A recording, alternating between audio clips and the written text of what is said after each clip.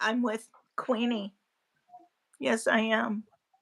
And this is Queen Widow, but I call her Queenie just because uh, we live in a democracy. No, we. I'm just kidding. I'm just kidding. It's actually a republic. It's not a democracy. But that's, we can go into that for another show. One moment. I dropped my pen. Okay. You guys, we're gonna do a little icebreaker because my sweet Queenie here, she is a little nervous, and so we're going to see how she does at trivia. Now, you all need to know that she has chat completely off, and uh, we have decided that we're not going to ask any questions in the middle of this. We'll wait, and then we'll have a question answer time period. Dark Watch, I see you. Yes, I do, my chief lurker. You. Okay, okay. And so Queenie and I are going to play a little bit of trivia while some people filter in here. And as they filter in, if they hit the like button, that's even better. And have I, hey, True, did I pin up? I can't tell. Did I pin up my link tree?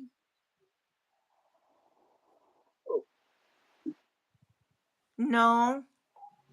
No, Um, there's no. okay, let me pin it up just 1 second.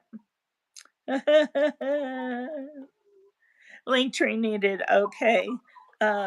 Just 1 second. Did you guys like yesterday's show? Oh my gosh. I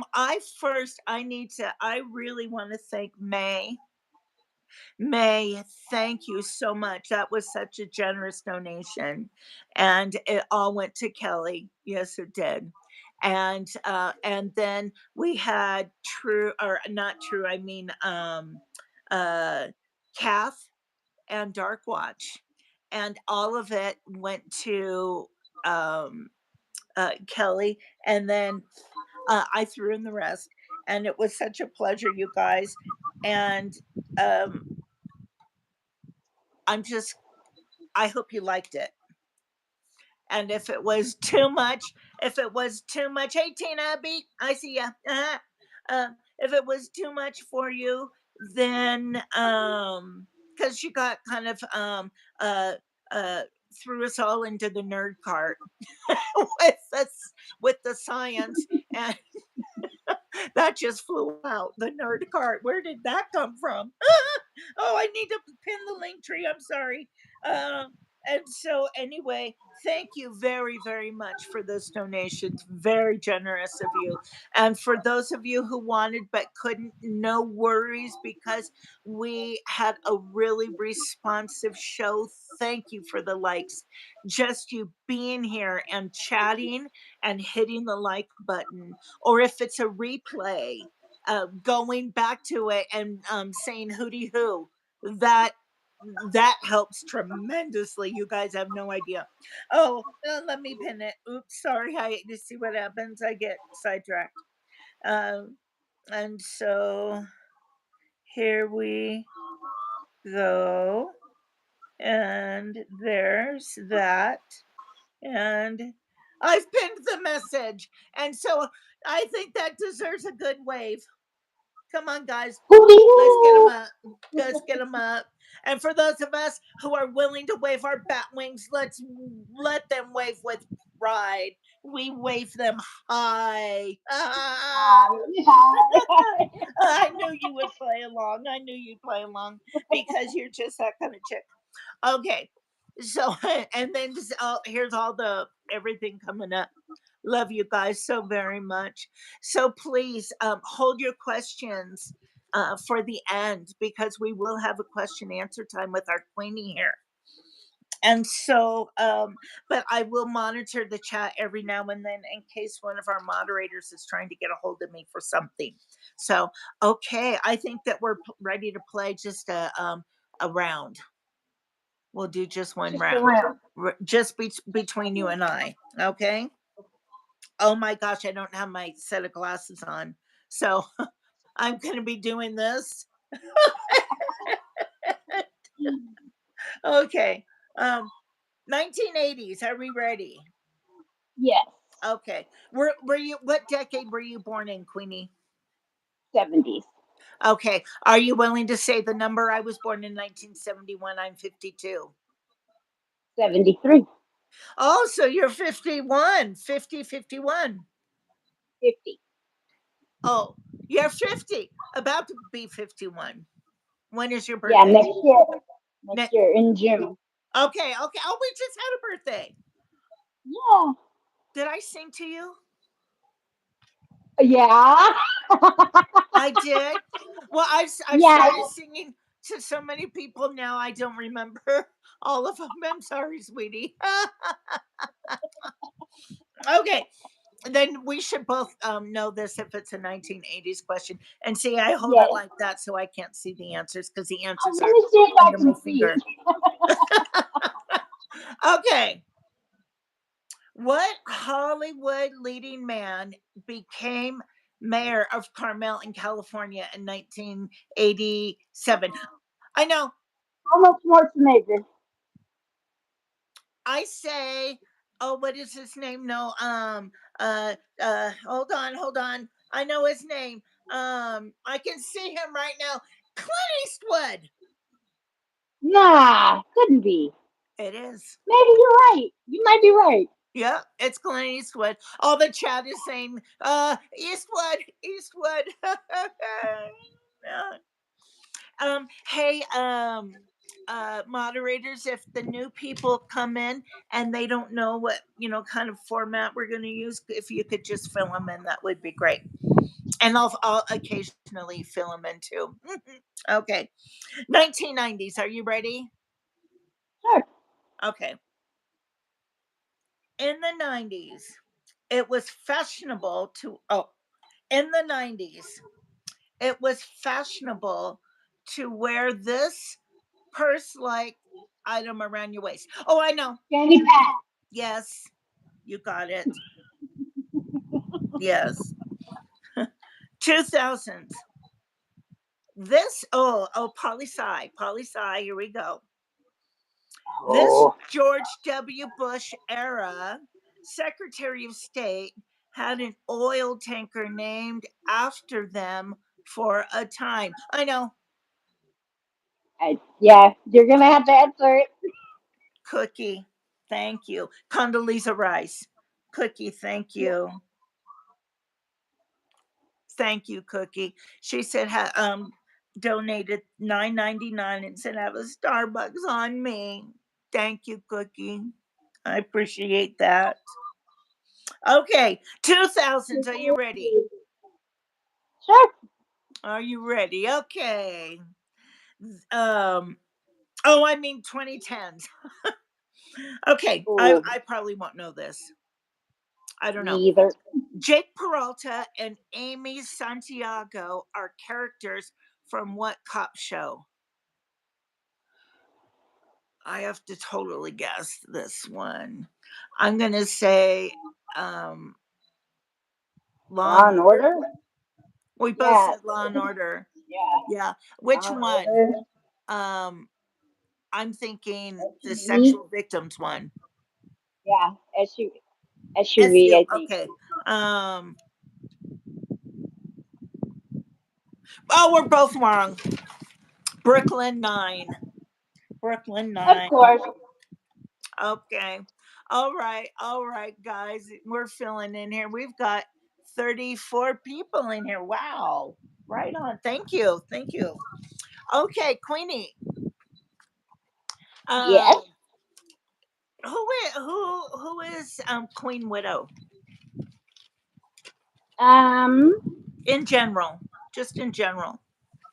If you had Well, it to was a if you had to fill in like a singles thing, 35 white, that kind of thing. What is who's Queen Widow? well.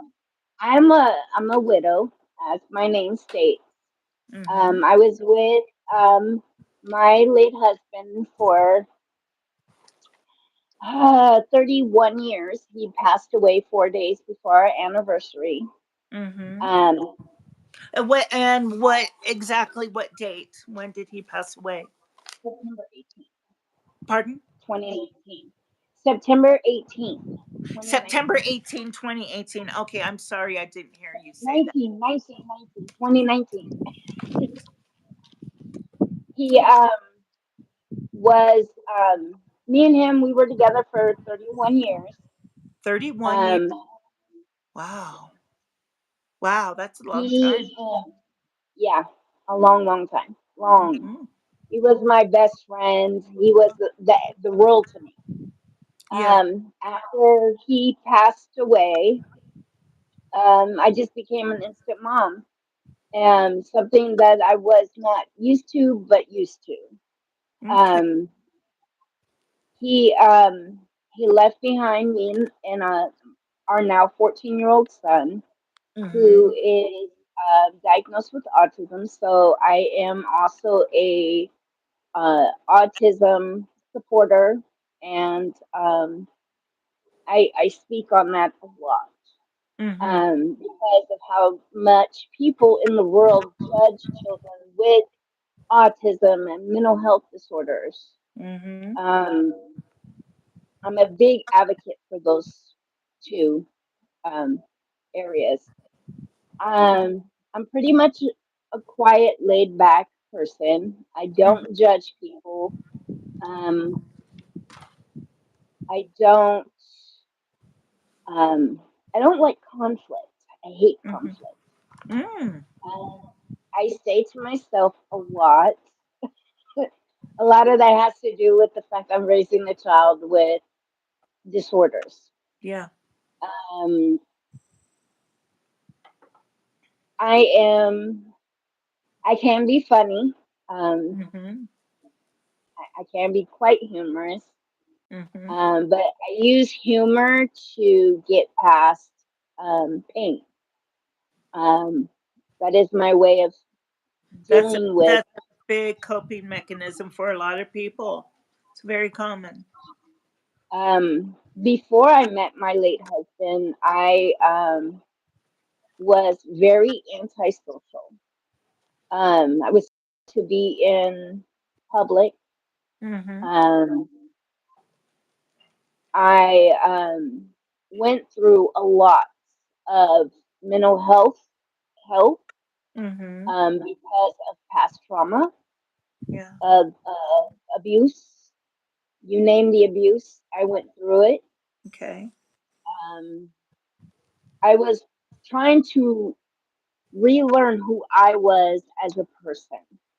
Um, I was pretty broken. So I still have some of those characteristics where I am antisocial. Like Okay. on the web, I can be silly, I can be funny, I can be who I want to be Sure. and know that nobody will see who I am as a person. Yeah. Um, People judge people all the time on the web, so it doesn't phase me. Mhm. Um, I'm a grandmother, a great grandmother.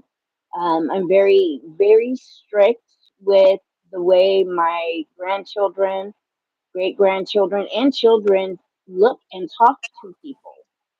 Um, I'm just a regular person who just tries to fit in now. I still have moments where it's a little hard. Um, I I'm pretty much that one person a lot of people know that they can come to if they need help. Okay. Okay. Um, can we talk about your ex-husband, or I'm sorry, your late husband right Yeah, now? my late husband, sure. Yes. Yes, your late husband. He died September 18, 2018. 2019. 2019. Okay. He was 2019. diagnosed with adenoid cystic carcinoma.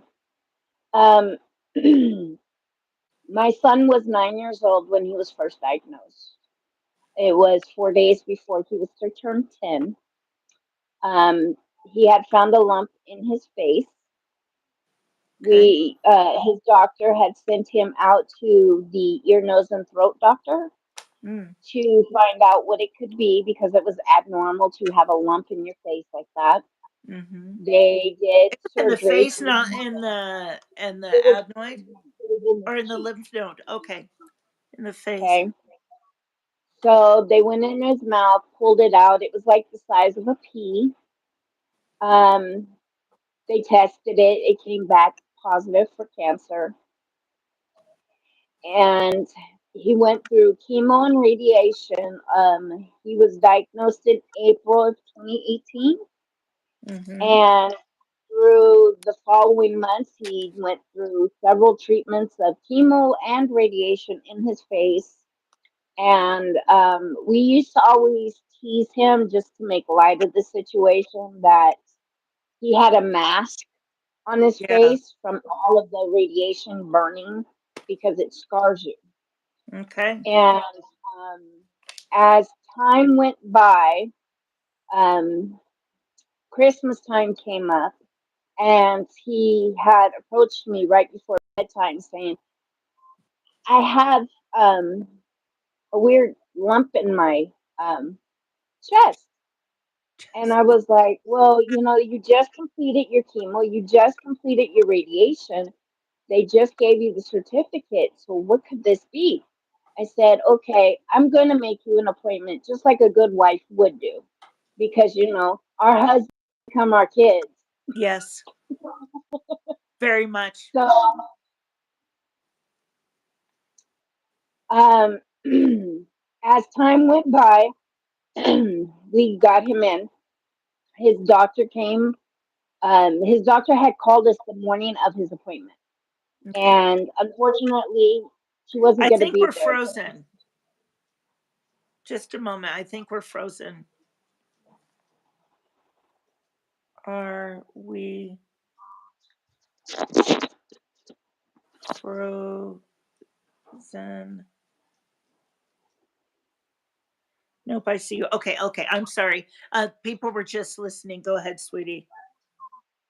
Okay, so um, as time had went by, we got him in. Unfortunately, the doctor wasn't in that day, so he ended up having to go to urgent care because of the fact that he was already previously diagnosed months before with adenoid cystic carcinoma in his face. So, as a typical cancer patient, they don't take light to any possibility of any kind of upcoming diagnosis. As time went by, he got seen in the urgent care because of his doctor not being in that day. I was sitting at home doing schoolwork with my son because I was homeschooling him at the time. Oh, that's difficult. Yeah, and we made it through. We did all 8 years. He's done. I'm done. Ah. Anyway, I get the phone call on. My husband calls me on Facebook, and he goes, "The doctor wants to talk to you." And I said, Ugh, "Why?" yeah. And he said, "Because there's something that needs to be said." I said, "Okay." So I grabbed I grabbed my phone, took it off my charger, and I went into my room so my son couldn't hear. Closed my door, and I said, "Yes." And she said, "Ma'am?" I said, "Yes." Oh, "We did an x-ray on your husband and we found that he has cancer in his lungs." And I dropped my phone and just bawled yeah. because this gentleman that I was married to was just diagnosed with stage 4 cancer in his lungs. Wow. And I knew that this would be the end. As much as everybody in his family and um, my family wanted me to stay positive, It's different depending on the stage. Stage two, you're going to survive it. Stage one, you'll survive it. Stage three, that's 50-50. Stage four, No. there is no survival rate. Yeah. So um, I I realized right then and there that this was going to be the end. Okay. And when he came home from the appointment, I sat down and I said, "So what is the plan? What do you want to do?" He said, "Well, I'm going to do the chemo and the radiation for as long as I can. But if they put me in hospice care, you to be my caregiver." I said, "Okay." Hospice. I can do Wow. I mean, so this all this even this conversation happened in the same day. Oh my dear Lord. Okay, go ahead. that. So as time went by, we ended up getting palliative care. Yeah. Palliative care is breezy. They're nothing compared to hospice. You get caregivers to come in and do stuff, but um, it's not as extreme as hospice. Well, my husband was going through the chemo treatment, the radiation treatment, and one day after one of his treatments, he was laying in bed and he said, I can't. I said, "What, you can't breathe?" He did this. And I said, "Oh, snaps." Not quite the word, but similar. Yeah. Called 911. 911 came to the house, got him out of the house, took him to the emergency room, and we found out that his lung was starting to fill up with fluid. Fluid. Yeah. Yeah. And this became a repetitive thing. And they finally asked him, "We can put a port in you that, you can have it. It's a big bottle like this big that you can fill up with the fluids, and then we take it and we dispose of it. You can do it Yeah. at home if you get a nurse or a, um, you know, hospice care." And he said, "My wife can do the work." Yeah. So I took care of him all the way to his passing. And unfortunately, I had to make a decision that I didn't want to. I can't hear you. You Okay. can't hear me? Okay, I can hear you now. Okay. I had to make a decision that I didn't want to because my son's mental health was starting to get worse. Okay. If this is too much for you, we can talk about something else. No, no, no. No, Okay. no, no. It's this little part because you had to be there to see the change Yeah. that happened within my home. You Sure. know, Okay. cancer is cancer is something that I don't wish on anybody because it is not only painful for the individual who has it, Mm-hmm. but it kills and it crushes the family dynamic. Um, Especially when you have children like mine who don't comprehend that cancer is dangerous. Cancer will affect you. It will either affect you physically, mentally, emotionally, or psychologically. Sure. And in this case, it was damaging the most innocent of the home, and that was my son. As time went by, we were watching our son go downhill. So, as his father was getting worse and worse and worse, his mental status was going downhill bad, fast. Did you have any support for yourself? No, Okay. We'll I talk took about care that of this. in a little while. Go ahead, Yeah. continue, sweetheart. Um, So as time went by, me and his hospice social worker sat down and she said, "You know, Queen, I think we need to put him in hospice care so you can focus on the baby because the baby right now is not in a good space. He's not in a good space. He's not in a good state of mind. And I know that you have no one here to relieve you during this time." Okay. And I said, "Okay." She said, "What we can do, we can take him for no more than 5 days because under hospice rules, you cannot be with them for more than 5 days. It's just a Mm, little break between the caregiver, me, and the person that is ill." And I said, "Okay, I don't feel good about it, but I will do this because, I'm looking at it from her perspective and understanding that this isn't something that she's doing to punish me or my son. I yeah. needed to focus more on him." So I made the decision. He was only in their care for 48 hours before he passed. Oh wow. Were you present when he passed, or was it in your sleep? So what happened was I would call every day because I am I'm one of them types of wives that I'm not trying to control my spouse, but I just want to know that he's okay. I just want to make sure that there's nothing wrong that shouldn't be going on. Right. Yeah.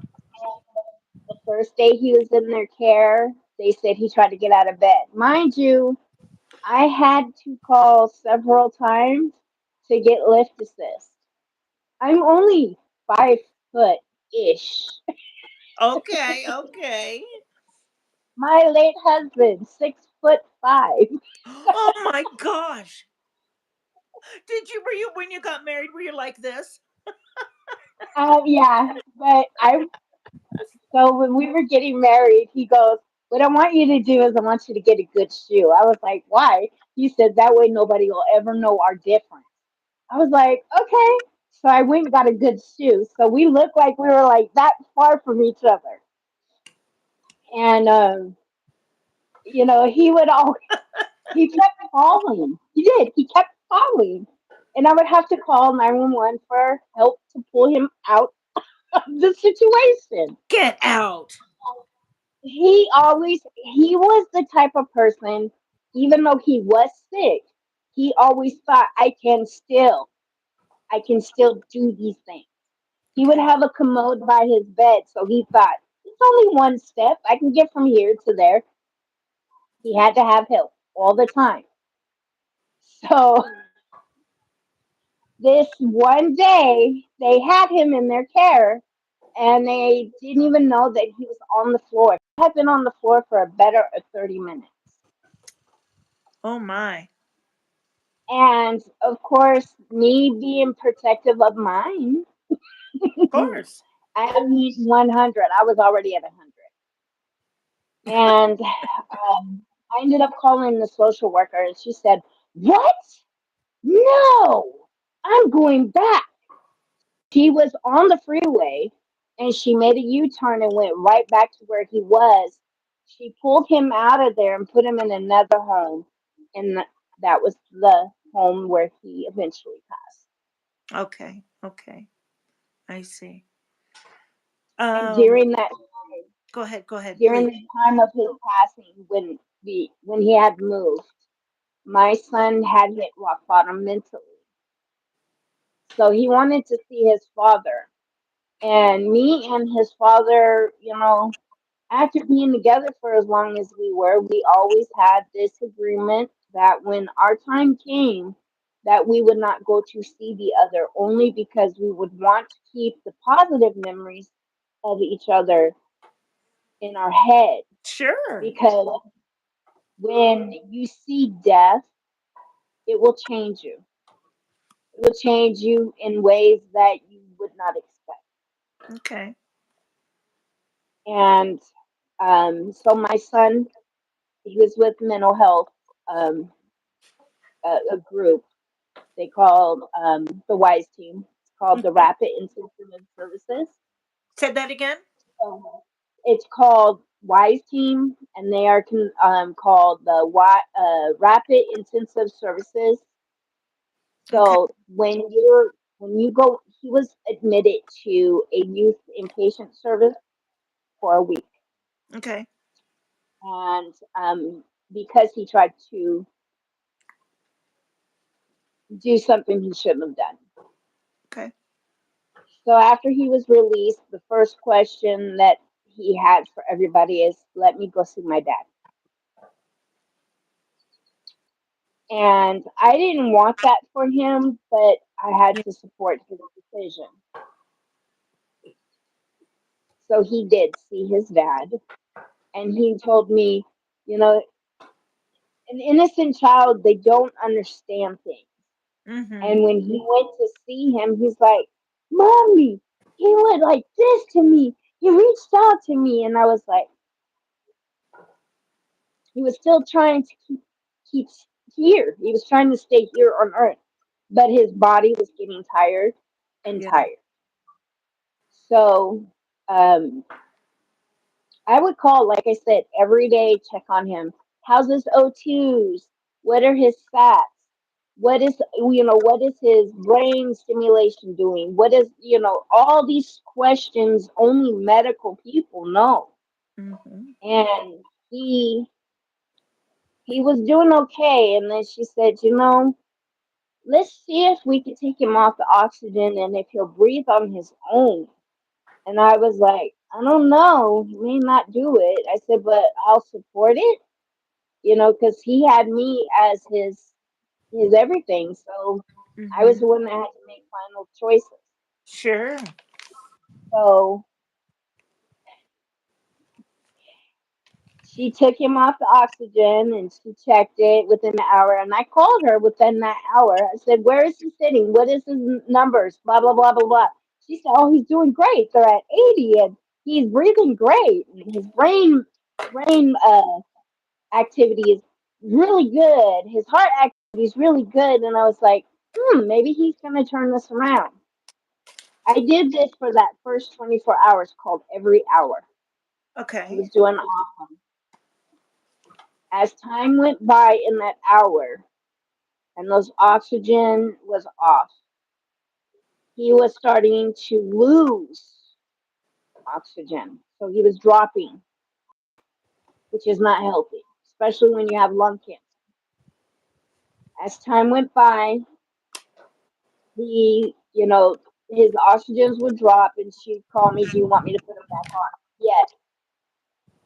But now we have to worry about the heart and the brain because the oxygen is doing the breathing for him. The machine basically is breathing for him, something he Mm-hmm. didn't want. And I had to, I pulled his wheel up and I looked and I cried and I looked and I cried. And then I looked at my kid and I'm like, I'm stuck in a predicament that I didn't want to be in. I have to make the final determination. And I have a question about that. How long before he passed, what did he have a will written up? Or did you have a will together? we have a will together. I understand. Okay. The last time he was in our local hospital for the fluid in the lungs, Okay. he told me that morning to call his attorney. I called his attorney. His attorney said, "I will meet you at the hospital with him at such and such time." I said, "Okay." So he did meet me there, and he already had it all written up. He knew what we wanted, um, and he did that. As Is was I wait, showed, I'm a little confused. This was over 2 days? no, this was so he was diagnosed with the lung cancer in January of 2019. Okay.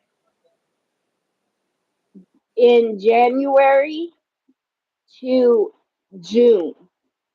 He was up and down with this cancer. The Okay. fluid was not helping. A lot of ER visits, a Okay. lot of um, chemotherapy, radiation therapy. He was going through it the whole time. Okay. He when I'm he much more clear now. okay when he had stopped the chemo, which was in August of 2019. Um, that was the saddest conversation I had to have with him because he told me, I can't do it no more. It's not working. It's making me miserable. It's killing me. I'm tired of throwing up. I can't eat your food. I want to eat. He gave a list. Hmm. He said, I can't get up. I can't enjoy our son. I can't do these things. And hearing that from somebody who's going through chemo and radiation, it breaks your heart because you're not in their shoes. So the night that he looked at me, he tapped me on my backside and said, Hey, I said, what? He said, I have a question for you. I said, what? He said, Will you support the fact that I don't want to do chemo and radiation anymore? I said, I can be a self centered woman at times, but I'm not you and I'm not suffering these pains. So now this is when he was in palliative care, not hospice. Gotcha. Okay, Kath. He was in palliative care during this time. Hospice was for 48 hours. Okay. Hospice came after he made the decision that he didn't want to do chemo. Okay. And it Hmm. was the one visit that scared me to death because when I woke up that morning, he was purple, Oh and my. I had to call 911, and they came, and that's when we found out that it was getting worse for him. Okay. So technically, the chemo and the radiation, we're keeping him alive, but because he was tired of that pain Yeah. and that anguish that chemo and radiation do to you, it hurts you. People don't realize that doing chemo and radiation, it fights the good cells that are in your body. It does not realize that the cells that you do have, your white cells, those are your good cells. So if chemo and radiation are fighting those, then it's starting to fight your whole body.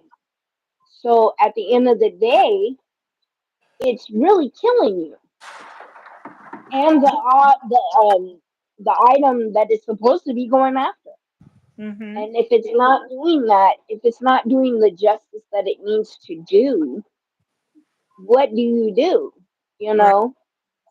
So when he told me I'm going to quit, how do you feel? My response is, I've already gone down this road. I know what you're going through. You Yeah. know that I cannot make that decision for you. If I wanted to be self centered and selfish, I would say, stop and fight. Keep fighting. But I'm not him. Yeah. Okay. So now let's go backwards. Okay. And folks in the chat, this might be a little bit heavy. It might not be for everybody. And that's okay. If you want to lurk, that's fine. We love our lurkers. Um and but talking about this, I'm I I think it is important because to get to know the people in the chat, you know, they're not just words that appear on our screen. These are real people with a real story. So that's why we're doing this, to get to know each other better, because we've become a support to each other. And the more that we can get to know each other on a reality basis, the more that we can support each other behind the screen, with words. And so that is why I want to do this. So okay, let's continue. And if we can we bring the conversation back? Can we go backwards now in time? Yeah, Okay. yeah. So you told me that your late husband said to be an open book. Why did he say that to you when you were with him? Why did he say this? Because given the fact that my late husband was 16 years older than me, Mhm. Okay. he had been through life. He had been through things that a lot of people they joke about today. Mhm. And in reality, unless you're like my husband, born and raised during certain eras, those things aren't so joking when it's that individual that's going through it. Mhm. So for him to tell me to be an open book, that is his way of telling me stop judging people, because when you judge someone, that person you are judging could be Mhm. somebody that is the most sweetest, most caring, most nicest, give you the shirt off their back type of person. Yeah. And if you're too busy judging people and being hateful towards people, you're being no better than the people that you may be judging already. Mhm. So when you're judging someone else, you're being no more different. This world is already full of hate. This world is already going through torment and trauma and Mhm. tragedies every day. You know, look at poor CMO right now. Her area, they're Oh yeah. going through trauma. Yes, They're I got. going through a tragedy. Mhm. And if all these things are happening all the time around us, from Hawaii to the US and further, if these things Mhm. are already going on, and you're being a closed minded person, what does that do for you? People don't want people like that around them. People don't like judgmental people. You know, when I've gone into YouTube streams, they have rules. Those rules that they are asking you for it to respect are simple. Why? Because those rules help keep that chat at peace. Because if you take and you allow an open area to be political, there are people who are so anti political right now.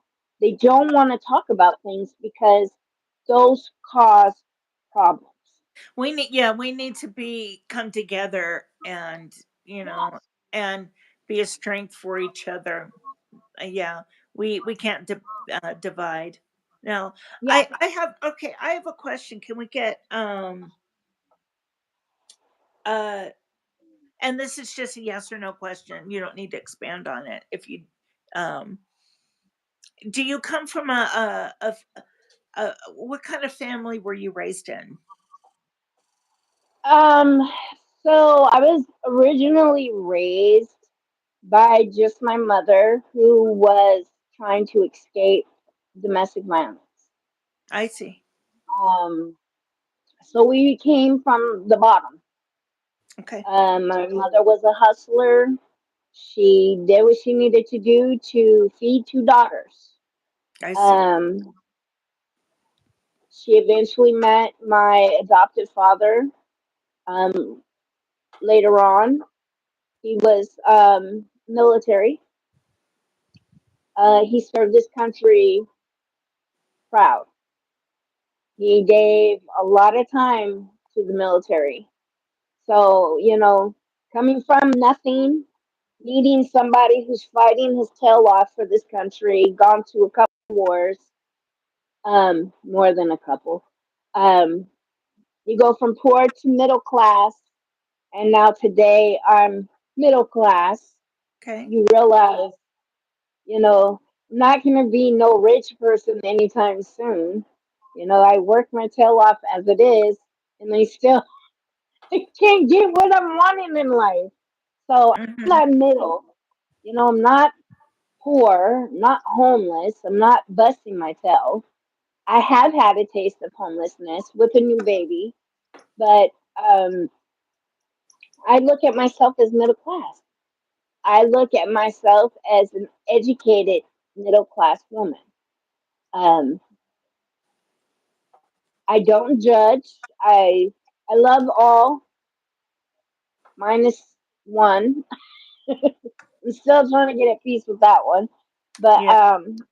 Yeah. overall, I've come a long way in life to where I used to be and to where I am today, Mhm. and I'm proud. You should be. Uh oh, You should be. hold on.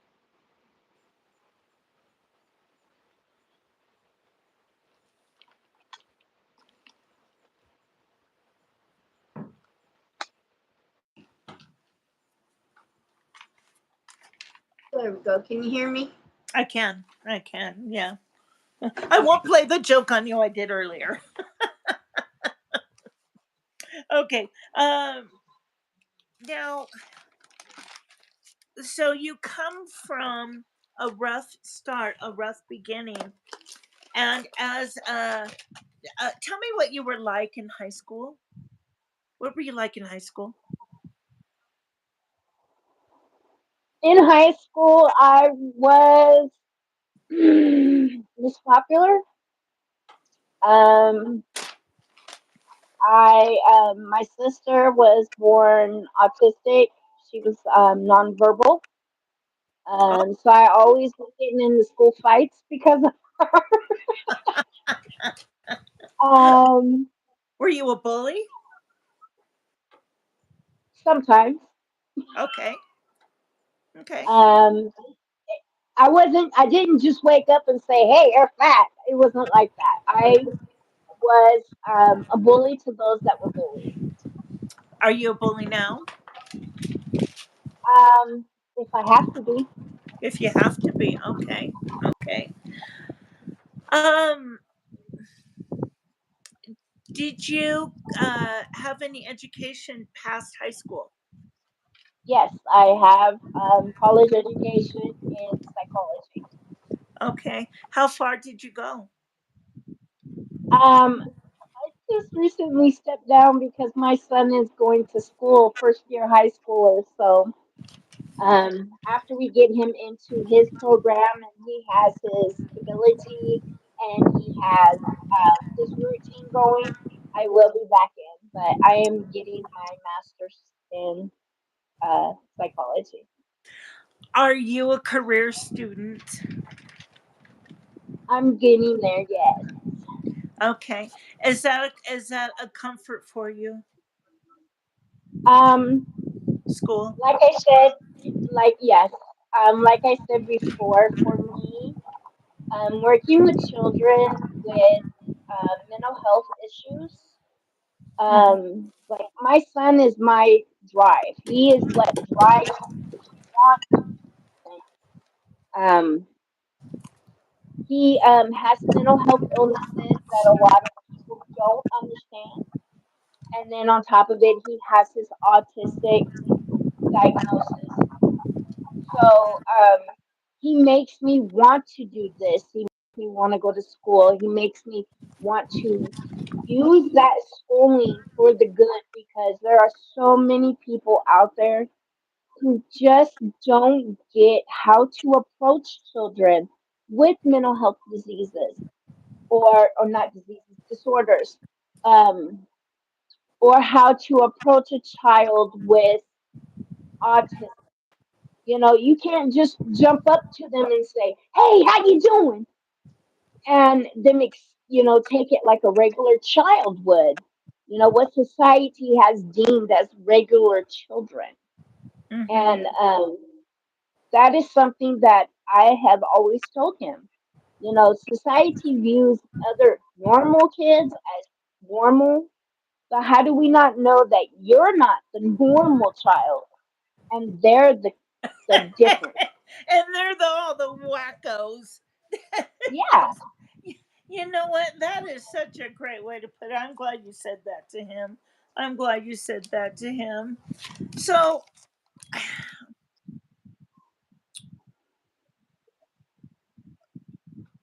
with you being a continual student, let's go into the personal life a little bit more, can we?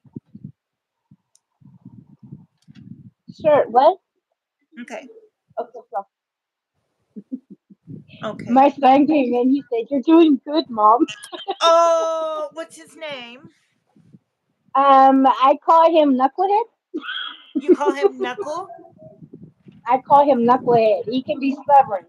Okay, His Knucklehead. name, Knucklehead, it is good to see you. his name is AJ. Okay. AJ, it's a pleasure to meet you. He's Thank you for um watching.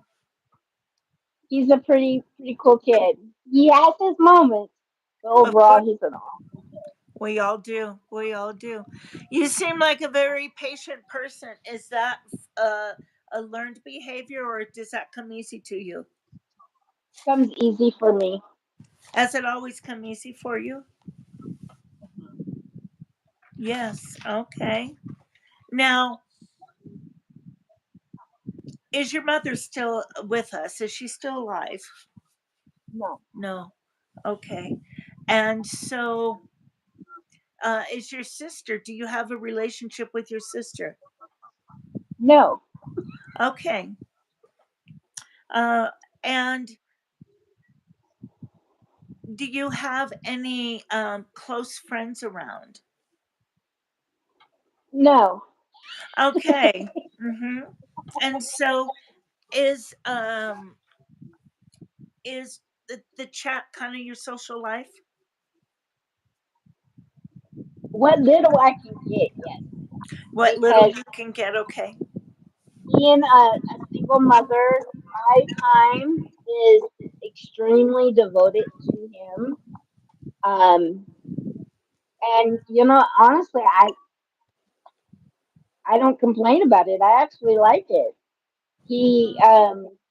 he is my world. So he is my total day, all night devotion. I Sure. devote everything to him. Of And course. then when it's bedtime, that is my time. Okay. He gets his little hour of I'm not having to deal with mom, so I'm gonna do me. So he gets the hour before bed, and then he's on a routine. He takes meds. He does the things he needs to do, and in that time, that 1 hour, I'm able to go and watch Jacob's live stream, talk to my buddies in a group chat, laugh a little bit, enjoy that, and even my buddies in the little chat that I have, they Mm-hmm. know that we all have life outside of everything, and we respect that with each other. And I love the chat that I have. It's very respectful, very peaceful, no drama, and everybody is very understanding. Mm-hmm. Isn't that just a comfort to go to?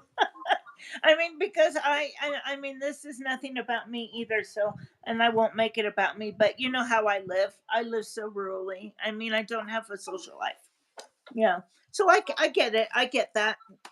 Yeah. But the thing is, and I'm sure you can agree with this, the older you get, the less you really like to socialize. And True. it's because there's so much, again, drama, conflict, judgment, you know, Mhm. and that's a sad thing because while you're doing that, while you're judging people, while you're causing conflict, while you're trying to manipulate, whatever, deceive people, what that does mentally, it breaks you as a person anyway, but Mhm. it also closes doors to people that you could be best friends with. Sure. And Sure. if you're not being an open minded person, you Mhm. won't have those. doors open for you. You know, you you intrigue me very much because I had one perception in my mind of who you were, and boy was I wrong. What was your perception about me? Oh, well, I thought that you were just really strict and stern, and I everything is am. black and white, and you were just high, No. tense, and and I was so wrong. You're lovely. You're lovely, and I'm not saying that this is anything wrong with that. That's not what I'm saying, because people like me are lovely too. Who do you? Yep. Who do you? Because that's like me, tense and everything all the time. But you're somebody that you're lovely. I'm really enjoying talking with you, getting to know you. So how here's where my MS comes in. It's fine. Take a What? drink of water with me. Yeah, yeah. Let's take a water break. Let's take a water break. Mm, okay.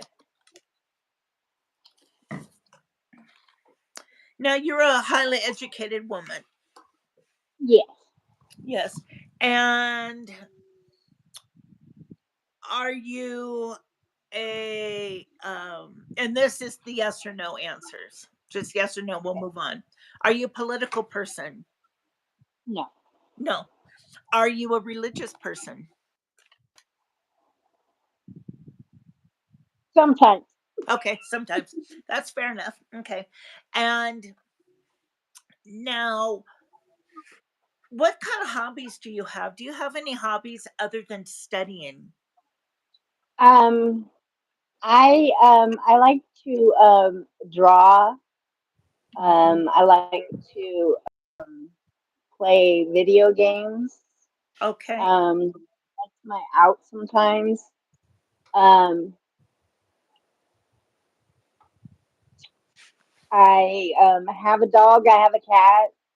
The cat seems to be my boyfriend, I guess. Does your queen consort know that? Yes, he does. Okay, okay. He knows that Okay, he kind of that's takes for it me after to him. know and all of you to find out what that meant.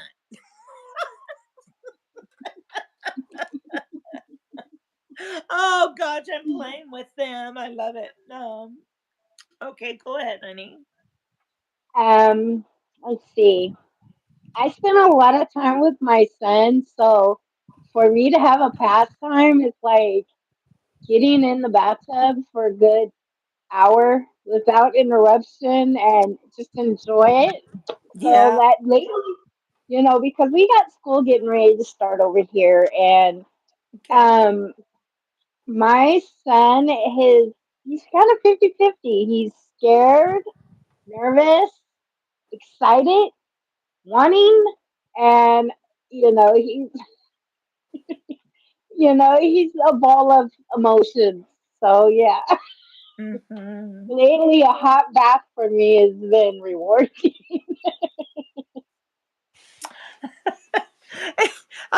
That's a first. I have to say that's a first. But I can remember when the after I had my son, and Mother's Day was coming up, and my husband asked me. He said, "What would you like for Mother's Day?" And I said, "Three hot meals. Three hot meals." Yeah. So I get that. I get it. Yeah. No. So, uh, are you one to read a book? I am reading a book, Okay. What kind of book? 50 Shades of Grey. Oh, jeez. That's why I kind of was like, do you really want to know? Oh, that's kind of funny. I never had read the book. I never seen the movie. Mm, It was so this September it will be 4 years since the passing of my husband. And the first year was a little bit difficult. I spent a lot of that first year focused on my son okay. because of his mental health was going downhill quick. Um, the second year, he was starting to calm down. We started getting different services in the house, which was helping to a point. So I was able to do some, tried to date, failed, because when you're with one person for as long as I was with my husband went for, you kind of, I felt like I was cheating on him, even though I wasn't. So after that second year passed, we went into the third year, and I said, well, hmm, let me see what this movie's all about. 'Cause I was bored one day, never seen it, heard about it. Everybody else in my side of the family, they've all talked about it. And I was like, it can't be all that. So I watched the movie, and I was like, then I watched all the movies, watched every one of them. Okay. So yeah, and now Okay. I've watched it more than approximately 3 times, and then I bought the book. So I've been reading the book. So okay, okay.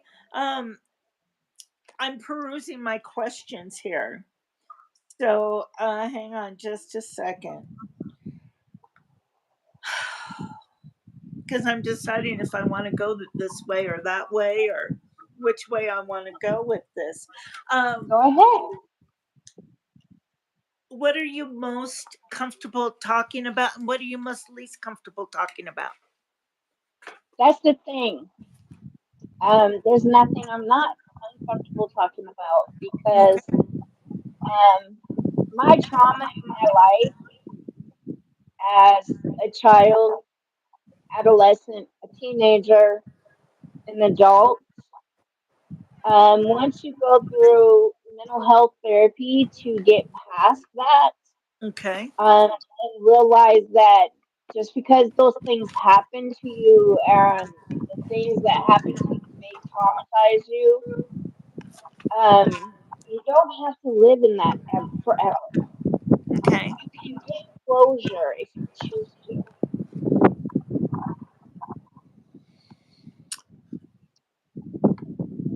You're very intriguing. I You're can be at somebody that times. that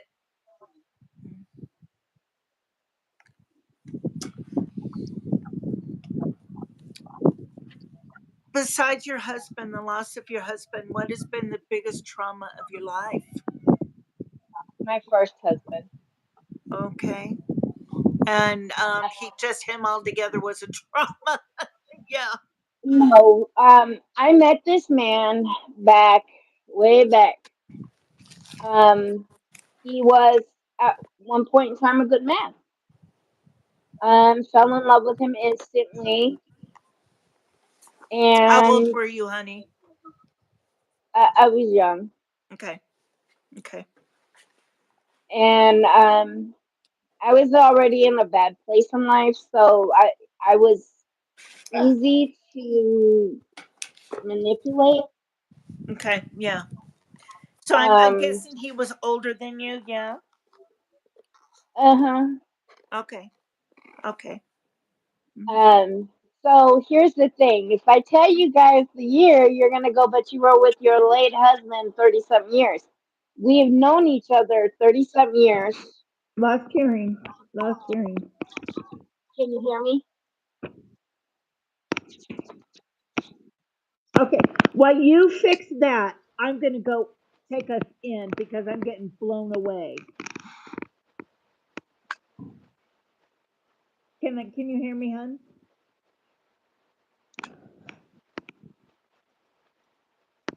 Oh, okay. You guys can hear her. I can't. One moment.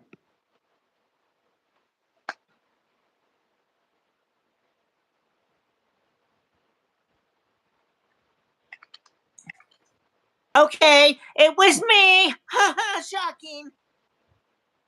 Yes. Why? It was me. I couldn't hear you. I could fix it. Hold on, my I, thing just. no, no, no, no. It was me. It I was me. know, but Oh, this. okay. Well, while we're fixing, I'm gonna bring us inside because I'm gonna get blown away here for a minute. I think so. Let's do this. Okay, Kitty. Go ahead, Scratchy. Okay. It was getting windy out there, and I didn't expect winds. uh, so, Maybe okay, it's the guys. wind. What's that? I said maybe it was the wind that did it. Yes, it was the wind. Okay.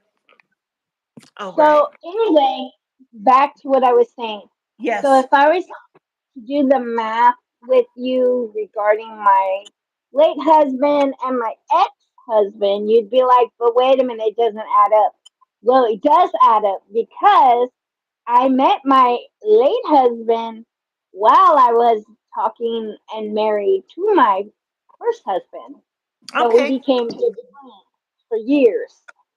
And he was around when I was pregnant with one of my kids. So the trauma that I didn't like about my ex husband was 1 year. I had just given birth to our son. Um,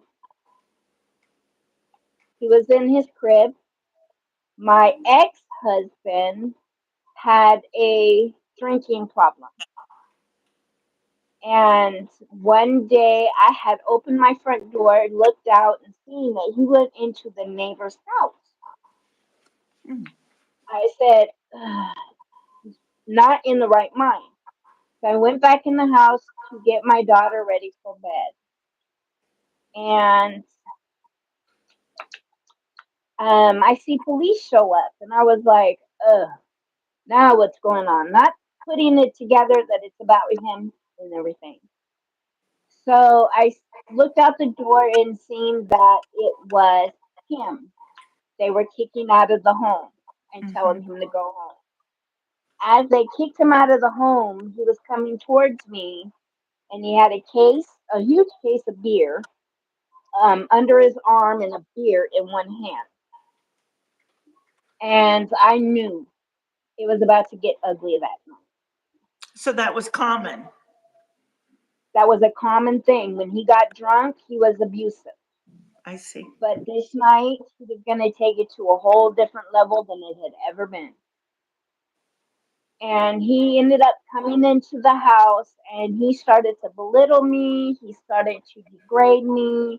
He started to say things about me that were emotionally damaging.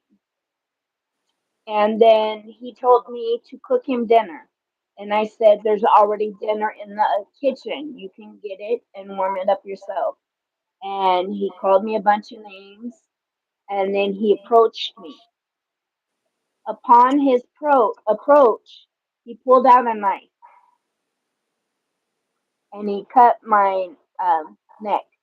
During this time, my daughter was still wide awake and she was right behind him. So I seen her over his shoulder. And she went like this and I seen her go out the front door. As he had the knife to my neck, where, I can feel blood coming down my neck. Um, all I remember seeing was him flying in the air, um, and police. Of course, I had my arms were taken.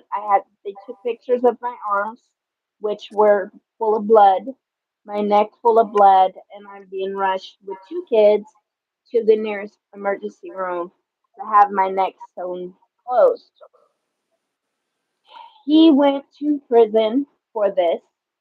So that trauma there, um, it hurt. It Now, is wait a minute. emotionally That trauma just wasn't that night. It was relived because you said he went to prison. So you had to go through court. You had to go through everything I with also had to hear that 911 call. and those kids. Okay. Oh, The 911 call was my wake up call. You know, and I can say this as a DV survivor, not victim. I'm no longer a victim because I chose to leave.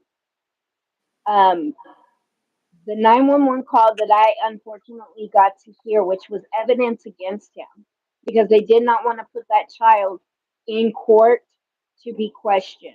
They used her 911 call to prosecute him. And that 911 call was 911, what are you reporting? A little 3-year old girl saying, my daddy is killing my mommy. wow. Where is your address? I don't know. Come quick. My daddy's killing my mommy. Hearing those words repeated 4 times from her opened my eyes. So I knew right then and there when I went to court that day, when they asked me, do you want him to come home? Do you want us to, you know, get rid of the restraining order? I looked at that judge and said, no, he doesn't deserve to come home. Good on you. Good on you. And now today I am a DV advocate. I speak about it to those that I hear go through it.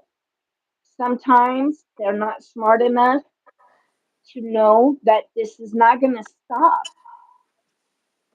And it's not that I shouldn't say they're not smart enough. They're confused. They want to be loved, and that's how they feel loved. I went through that for 10 years. Was I dumb? No. Was lost. I didn't know any better. And there'll come a time where they'll get their wake up call, and that will be what helps them out. So, yeah, that's the only part of my life besides trauma from childhood that it eats me up inside because I sit there and all the time I say, I'm dumb. I should have got out before it got that bad. Because there's a circle to violence. And that Yes. circle was coming to an end for me. Hmm. Do you do you ever have to relive it? Do you ever relive it? I've been diagnosed with PTSD. Hmm. So there are times throughout a day, just a normal day, a scent, sound may take me back 30 years, 40 years to what Yeah. happened. Yeah.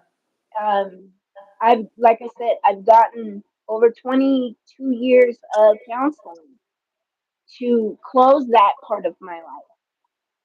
Um, I think the only time that I um, felt like I was reliving it was the time that my husband passed away and the reaction that I got from my son, who didn't know any better. He didn't understand. Kids come in this world going, I'm gonna have my mommy and daddy. They don't come in this world thinking, is my mommy and daddy gonna die while I'm growing up? And Hmm. his response to it was a normal response for a child with his diagnosis. And that was the only time I felt that I was reliving something 30 years prior. Mm. Yeah. I understand because I have it too. And when I can't, I have a hard time with the fire calls Yeah. And True's really cute because she always checks on me. You doing okay, Calamity? And sometimes I just have to leave for a little while. It's too much for me, and so I get that. I get that. This might be too much for some people. Well, I Yeah. get that. Yes. But the thing is what those people need to understand, and they will when it's the right time, is there are people who have had DV in their life. They've come out of it, but you can't allow that to be your end all be all. You deserve better. We all do. We do not deserve to be treated anything less than what we were raised up being. We were treated with respect by our parents. Some of us, not all of us, some of us. But on the other hand, think about it if it was your child. Do you want your child to keep reliving it over and over? Do you want them to reach a part in their life where they can be just as successful as you are as a parent? These are things that we forget.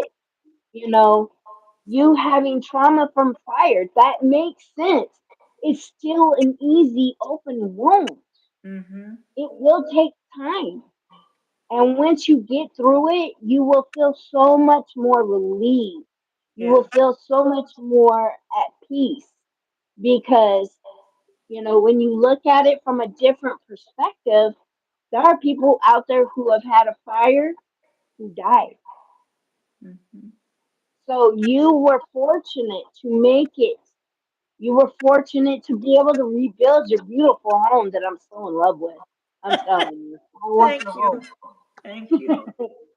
But these are all things that people go through, Come on, Noodles. and it's either you can keep reliving these traumas, or you can find peace through that trauma. Just like That's my the one thing key. about, That's the key right there. If you can just like, find peace through that trauma. yeah, Yes. just like, Okay, okay. Are you just writing a like the book? one. Yes, I am. You are writing a book. I think that you should call one of your chapters Finding Peace Through That Trauma. There is a chapter that's named that. Get out! No, there is a chapter that is devoted specifically with finding peace through physical, emotional. Gracie! Oh no! Oh no! Um, Oh no! Oh no! Oh no! We're not doing this. No. um, Sorry. there's a chapter devoted to specific things that have happened to me that a lot of people don't realize can be a very harsh wound. Um, Things that happened to me at 18. I was a fresh little out the home living. Well, I left home at 17, so Mm-hmm. it happened in 17, 18 to me. So for me, that one thing in my life really opened wounds that, my late husband was so surprised that I was not reliving every day and making everybody pay for. But the chapter is devoted to finding peace from that incident, finding peace from being married to somebody for 10 years that you loved and you cared for and was there for, non judgmental. That was how it was. And then my late husband, who made me believe that there are good people out in this world. Just some of them like to hide because they're scared to get hurt. With all of the trauma that you have been through, including with your ex husband, have you found the peace? Huh, You have. I have, When and did that's you why I'm find writing this book. When did you find that piece, and when, and can you nail it down, the point that Yes, you did? Okay. my piece was my piece was found. My husband who passed away. Gracie, calm it down. I'm so sorry. It's Just a okay. moment. Gracie, no. No, no, no. Go ahead, go ahead. I'm so sorry. This is the worst time. Go, go, go. No, okay. I'm so sorry. It's Okay. okay. You know what? I have something for that. Take two.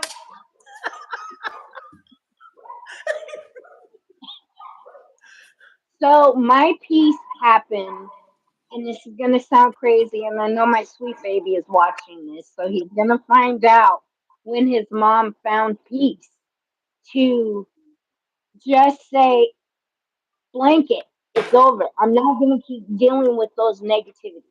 Mm-hmm. And that was 2 years after my husband passed away. Mm. Um, I had been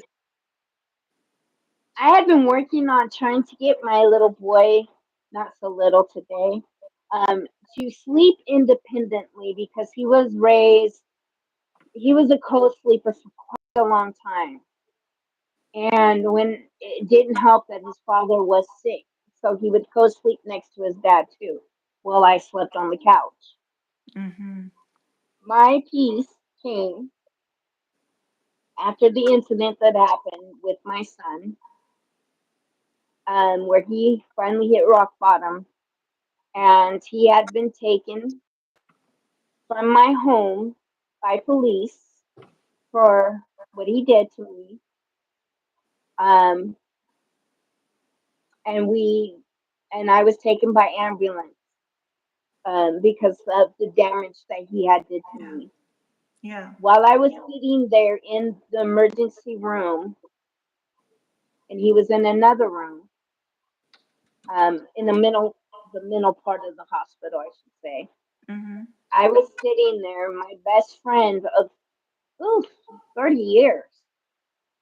She came to the hospital full of panic, and the doctor looked at me and he said, "Do you want to press charges on him because he really hurt you?" I said, "No, because as a mother, my job is to forgive him no matter what." And at that moment, I realized I had a peace just go over me. And the ride home from the hospital, because they were not letting him come home. They kept him on a 48-hour hold. I came home by myself, sitting in my home, looking at all of our family pictures and that smile that he used to have and the light that he had that lit up a room. And then I look at him, at that time, and I'm like, that flame in his eye, that happiness, that peace is dead. It's gone because he lost his dad, who was his best friend. I sit back and I go, I've got to find a way to get me and him through this. Now, I said I was kind of spiritual, and this is where my kind of moment came in. I fell to my knees and I prayed that God gave us strength because we both needed to get through this together as a team. Yeah. And if we didn't, our home was going to be broken. Mm-hmm. Right after that happened, I get a call the next morning. I fall asleep. Now, I gave it to God. I fell asleep the next morning. I get a call from the behavior specialist for our police department. He said, Oh. I need you to go to the hospital. I'm going to come. I'm going to talk to you. I'm going to talk to you. I said, uh-oh. They're probably going to charge my poor 12-year-old kid, 10-year-old, 11-year-old kid. I was like, oh my God, I'm about to have my son go to jail now. And I didn't want this. I'm like, God, I told you, take this and do what's right. So I'm already overthinking. And that has always been my problem. I'm an overthinker. That's And probably 80% of us. yes, so I met her at the hospital. She spoke to me out in the hallway and she goes, I hear that you don't want to press charges on him. I said, I'm his mother. What mother would do that to him? He was just a kid. He doesn't understand. She said, but he needs to understand that you cannot tolerate this. I said, I understand you, but understand me. His father passed away. He's broken. He's not in the right state of mind. This isn't him. Yeah. She said, well, fine. So we went into where he was because it stayed locked down, so they can't really walk. They can't go out. They can't leave. Okay. So he sees me and he lights up. So that light that I seen in all these pictures throughout my home, it's back. And I'm like, oh, he's here. The baby I had. And he sees her. You can clearly see that she's an officer. It's written all over her. Even though she's a behavior officer, she's an officer. And he looked at me and he said, just like his mother, he's an overthinker.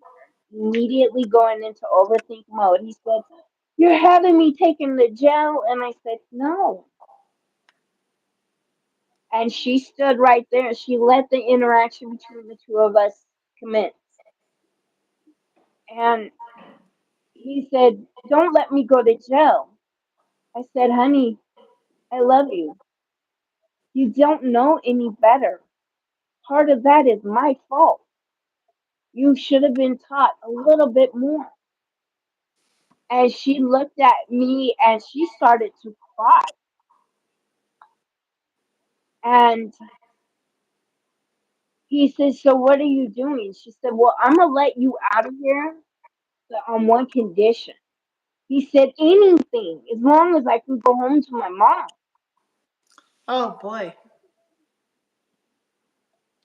And she said, you can go home to your mom if you stop hitting her.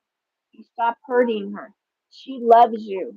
She's the one person that will always be in your corner. She will always be there to lift you up when this world is falling you. He said, no problem. Just let me go home. She said, all right. That day, we were on our way home. I felt the most peaceful I had ever felt in those 2 years. And then that sweet baby looked at me, hmm,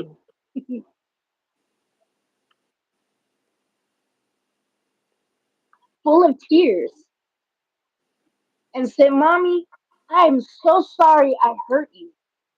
I am so wrong. I should never hurt the one woman that will always love me, even when I'm the most ugliest.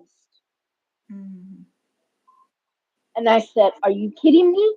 You're not ugly. You're adorable. You're cute. You're a phenomenal kid. And he looked at me and he goes, yeah, but when I'm in that mood, I'm ugly.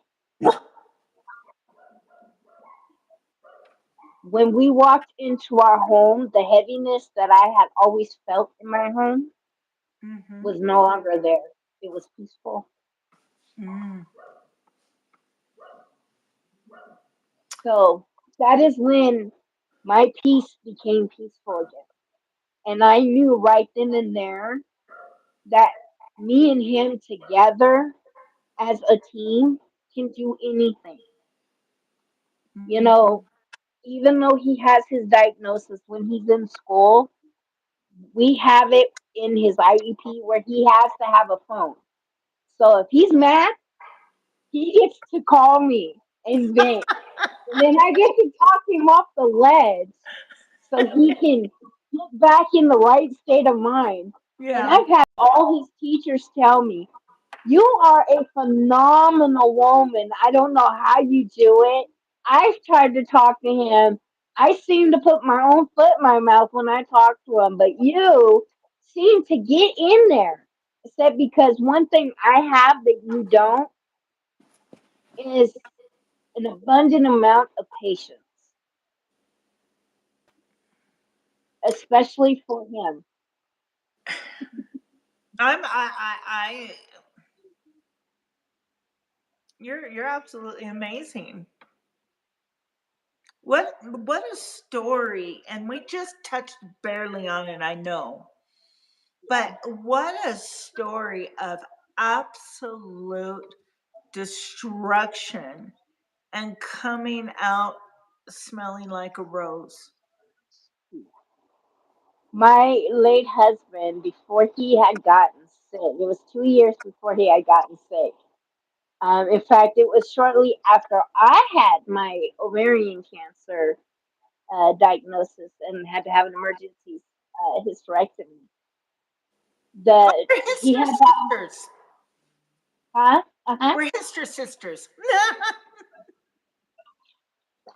Um, that Christmas he had bought me a bracelet and a necklace, and it's the necklace and the bracelet. If you look close, say warrior.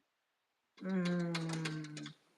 And when he gave it to me, he said, "You know, I remember these words from him because he was so sweet in a lot of what he would do. And this was one of those so sweet moments. He said, you know, after everything you have gone through in your life,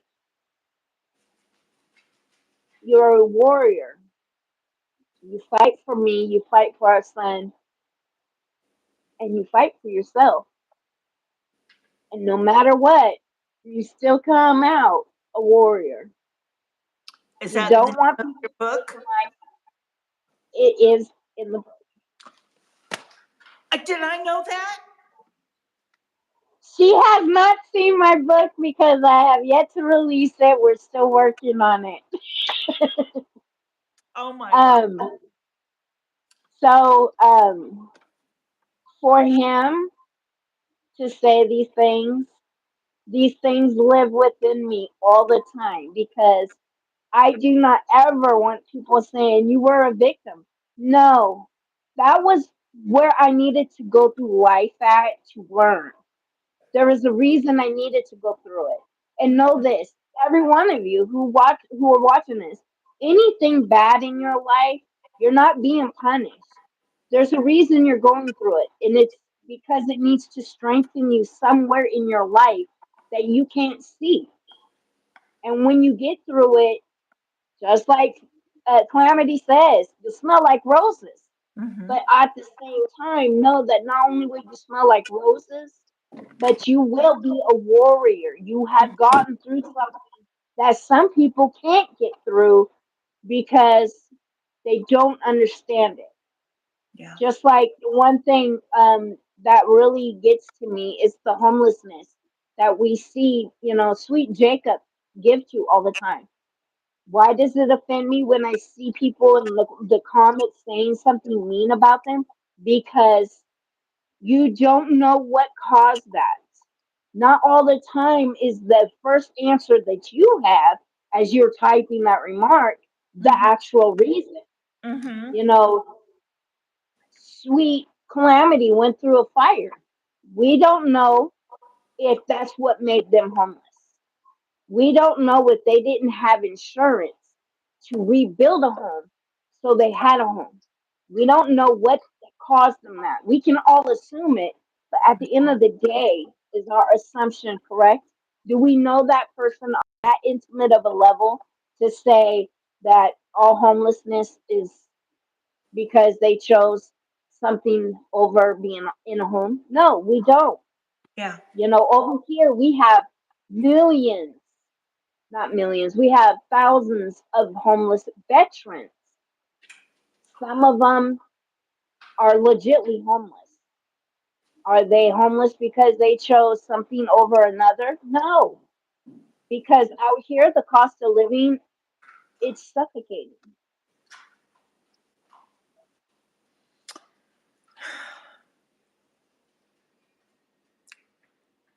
Are you willing to take a couple minutes of questions?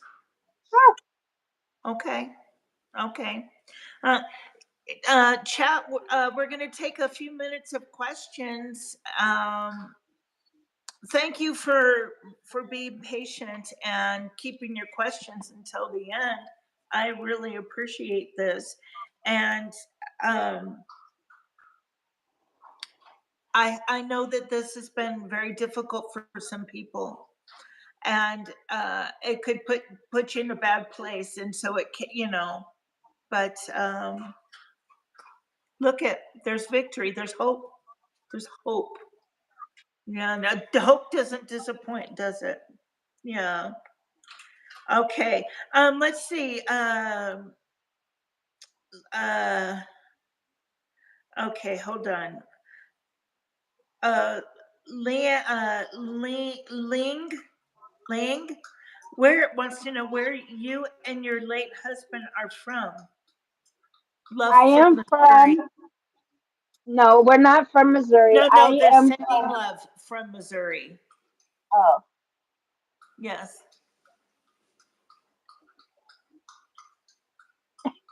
uh, where are you and your late husband from? My late husband is from Virginia and New York. He grew up in both areas because of his time period. Um, I am from Louisiana. Okay. Uh, uh, May says Queen is working on her master's in psychology. Was her bachelor's in psychology also? Yes. Okay. Uh, Roseanne, she says, thank you for sharing your story. Much love to you. Aw, love you, Roseanne. Mwah, mwah, mwah. Angie, hi Angie.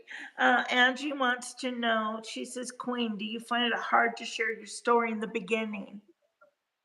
Um, sometimes, again, uh, I don't. I'm like anybody who doesn't want to be judged because of a past that was unsafe for her and her kids. Because during that 10-year marriage, I wasn't getting us out of it. He didn't want to hurt the kids. He wanted to hurt me. So you kind of get scared that people are going to judge you based on your lack of understanding. Hmm. Um, let's see. Queen once said she had 13 or 15 kids. I How many have children do you have? 15, 15, One, five. 1, 5. And are they all your biological children?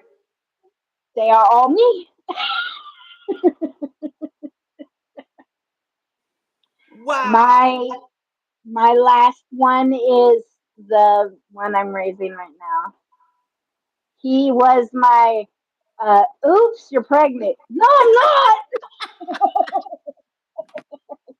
Yeah, you Yeah. are. No, I'm Yes. not. Can you provide proof? Yes, here's your ultrasound. Oh, Yes. Yes. Yes. Wow. Well, my hat's off to you for that because that is whew. So now, where were your other children during this time when your husband was going? You and your husband were going through my all. my older children, they're on the East Coast. The only one that got to see it firsthand, daily, was the youngest, which is the favorite of all the kids, Yeah. sort Yeah. of. Okay. Um, they um they were there for some of it, but not all of it. We have one of the children who is um just totally obstinate right now with everybody, does not want to engage with anybody, does not want to be around any of us. So we have said, fine, that's your choice. I'm at this point in my life where I really don't care. Um, you are who you are. You are doing what you want to do. Later on, though, when it comes to that will reading, you're going to be the first one there. So I'm not worried about it. Mm-hmm. You know, Yeah.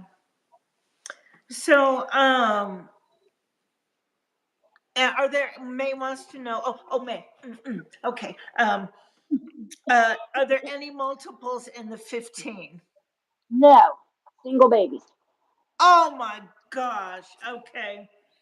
Where does your children live in the on the East Coast? Virginia, North Carolina, Louisiana, New York, um, Florida. And where are you? Away from them, Okay. Okay. way Got on it. the other side. I'm above Oregon. Okay, so you're on the West Coast. Yeah. Okay. Okay. Well, Queenie, I think that's probably enough for right today. Yeah. Uh, Sometime would you want to come back and talk a little more? Yeah, I don't mind. Okay. Okay. Um, I don't have that problem. I'm good with the engagement. Um, I will be rewatching this, minus listening to my voice because I can't stand myself. And I'll probably look at some of the comments and be like, of course, there are some people that are prejudgmental. That's part of life. Um, that Now, shows the lack of education. when you rewatch it, the comments won't be available until tomorrow morning. I don't know why, but Okay, well then I'll watch tomorrow. yeah. So okay. Well then, if any if anybody is interested in sitting down and having a chat with me, you must be able to be on camera and um, send me a little an email. It's in my link tree. Send me just a quick synopsis of what it is you want to share, what is you would like to talk about, and so that'd be great. That's what Queenie did here, and it was wonderful. So, but Yeah. other than that, if there's any last thing you would like to say, Um, actually, there are always trolls that I've noticed that always have something to say. The one thing I can say to those trolls, when you come into a chat, know this. The people that, you know, Calamity Girl could be talking to, you might learn something from that individual. Don't be judgmental. Um, because when you're being judgmental, that makes the people in the chat dislike you. And you could probably be the most sweetest person out there. mm, it's true. That's true. Yeah. So cool. Okay. Well, we're gonna end it at this then, you guys. I can't thank you enough. Thank you. Thank you. And you guys will be in the around the cars tonight. And so thank you so much. And Queenie, thank you so much for adding to our chat, to our little community that we have in here, because they're really great. And, if you can't tell, obviously it's turning kind of into a support group for each other. Yeah, And that's one thing. When you did the interview with Sweet May, no, Deb, it was Deb. My heart went out to her because, um, like I told you before, I have been homeless with a brand new baby. So my heart, I was like, oh my gosh, but she's doing so good. And then on top of it, even though she's in such a bad situation, she's still giving to others. I love Deb. I love Deb. My heart is like, oh, yeah, Deb's a honey. Deb's a honey. Okay, guys. Well, everybody, give a wave. Say goodbye. Oh Have wait, a wait, good. let's do this. Ready? Oh, Here we go. our bat wings. Let's go for our bat wings. Wave them high. See Wave them about proud. where I'm proud, guys. Take care, all. Bye, everybody. Bye. Bye, Queenie. Bye.